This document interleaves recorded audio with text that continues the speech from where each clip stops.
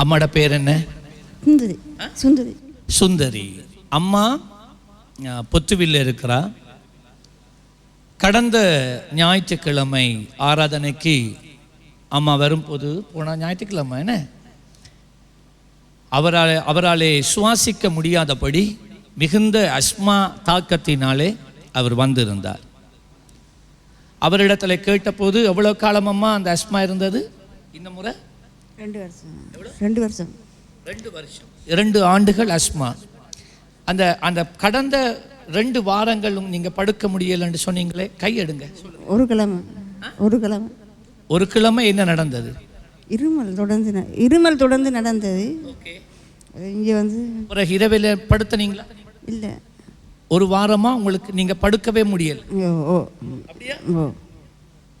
ஒரு வார காலம் அந்த அஸ்மா இடைவிடாமல் இருந்ததினால் அவ ஒரு கிழமையா படுக்கவே அவளை முடியலை.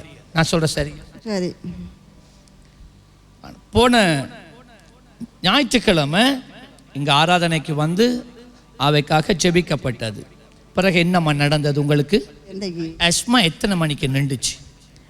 அந்த இரவு இல்லை, இப்படி நின்றுட்டு இரவோட நின்றுட்டு ஜெபிச்ச உடனே அஸ்மா நின்றுட்டு ஒரு வார காலம் இடைவிடாமல் இருந்த அஸ்மா, நீங்கள் அதால் அவைக்கு இரவில் படுக்க முடியவில்லை.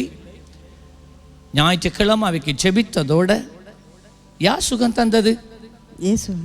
இயேசு சுகம் தந்தார். அன்றைக்கு பிறகு திரும்ப வந்திருக்கா அம்மா? அதுக்கு பிறகு உங்களுக்கு திரும்ப அஸ்மா வந்துச்சு? வரல. அது இனி வராது. நீங்கள் இயேசுவின் அடைக்கலத்துக்குள்ளே வந்து நிற்கும் வரைக்கும் அந்த அஸ்மா திரும்பி உங்களுக்கு வராது. கரங்களை தட்டி ஆண்டவருக்கு நன்றி செலுத்தும். ஓகே, ஹல்லேலூயா.